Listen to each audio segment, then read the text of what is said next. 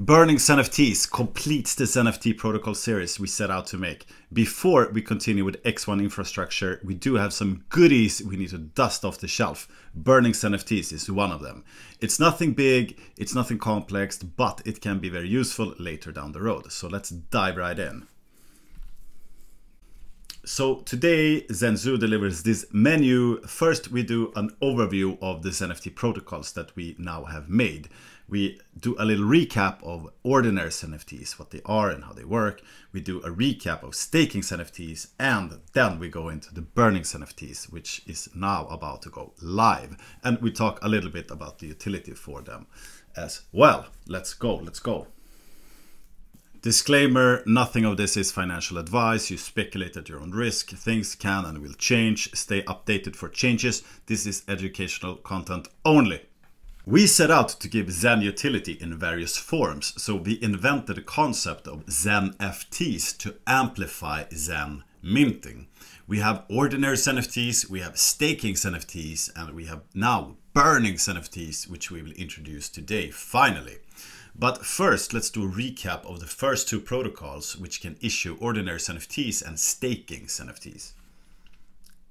Ordinary XENFTs serves the function of batch minting Zen. Once you realize how great Zen is, how it's a peer-to-peer cash, how in order to mint it you're incentivized to delay your gratification to get as much of it as possible, you quickly come to the conclusion that you want to batch mint it. Minting a XENFT does just that, and this is done possible with VMUs, virtual minting units, and it's an amazing protocol. It allows for batch minting of Zen. The XENFTs are functional, they're dynamic, and they encapsulate future Zen and make it instantly tradable. But the protocol is also fully immutable, it's on-chain, it has no admin keys, and it's 100% transparent. It also exposes you to the possibility of rarity through burn of Zen with various categories and classes, which is awesome game theory, which can and will be utilized by us, and community builders are also working on giving them more utility right now. 3.2 million XENFTs have been minted across all chains and counting. The ticker is XENFt, and if you're new to XENFTs and want more information, check out my video on Zenducation on YouTube on XENFTs. And then we have staking XENFTs. Built into the 400 lines of code of Zen protocol, you have the staking formula, which allows you to stake Zen for a period of 1 to 1,000 days. In doing so, you lock in a yield for the whole staking period. The yield started at 20% and is reduced by 1% every 90 days until 2% in perpetuity. Right now, if you choose to stake, you get 70% yield for up to 1,000 days, which is pretty cool. When you stake, you temporarily burn Zen, and when you unstake, the protocol remints your Zen. Staking XENFT encapsulates your stake in a XENFT, which you can immediately trade. This makes your stake become a yield-bearing tradable instrument. Another benefit is that you can make multiple XENFTs from only one account. A downside compared to normal staking is that you can't EES, you can't end your stake early, which is a very cool feature with the normal stake. Staking XENFTs also have rarity based on Fibonacci and prime numbers. Zen Stake Protocol is also fully immutable, on-chain, has no admin keys. Instead of VMUs, virtual minting units, we call it VSU, virtual staking units. The ticker for the non-fungible token is XENFs. And if you're new to staking XENFTs and want more information, check out my video on Zenducation on YouTube on staking XENFTs. And now we also complete the protocol collection with burning XENFTs. So what are they? To get a burning XENFT, all you have to do is burn Zen, and the protocol will issue a burning XENFT. We reuse the same audited code for XENFTs in the Zen burn protocol. You can burn any amount from 1 and up. If you burn a small amount, the graphical fire on the XENFT will be small and bigger if the burn amount is bigger. That's it. It's as simple as that. This allows for you to immediately trade your burned Zen. When you burn for a burning XENFT, you permanently burn your Zen for it. The burning XENFTs will also have rarity, and we use the same code as for staking XENFTs on these ones.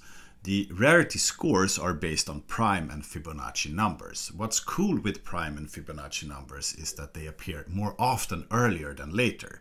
Initially, every other number is a Fibonacci or a prime number, but as the numbers increase, they become more scarce. And this is a very cool way how we can incentivize earlier participation in a natural way.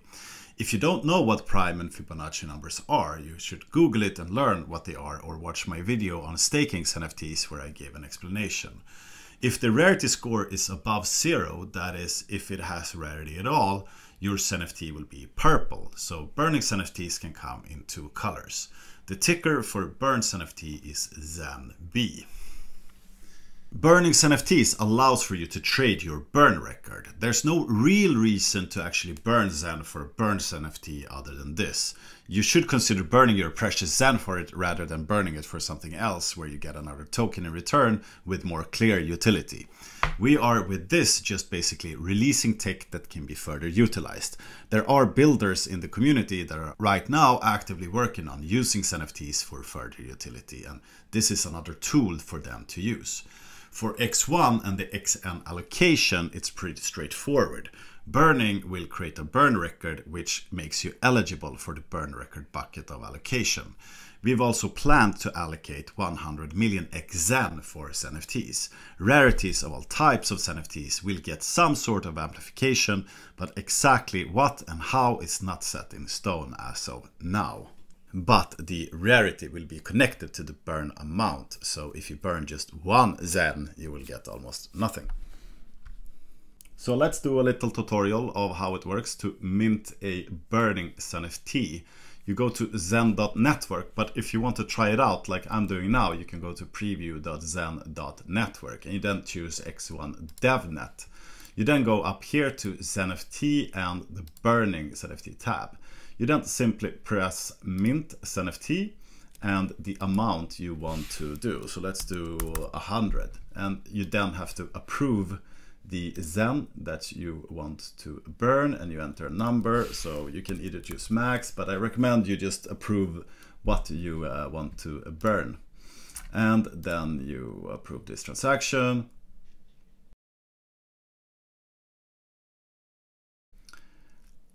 And once you're approved, you can click here, mint burn XENFT, and then approve this transaction. And then bam, Xen burn successful. And here we can see our burning XENFT, and we can also change the view if we want to look at it. And as you can see, the burning XENFT is purple. I have a rarity score here. So either the token ID or the block that it was created in is a Fibonacci or prime number. So let's do another mint and see if we do one with 200 this time, and see if we can get a red one. There we go, we did it.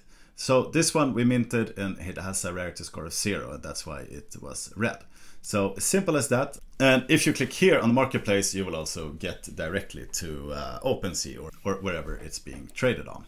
So there you have it, full overview of the various types of XENFTs and info of burning XENFTs. Try it out on testnet and stay tuned on Twitter and Telegram for launch of burning XENFTs on the various chains. Goodbye, goodbye, goodbye, goodbye.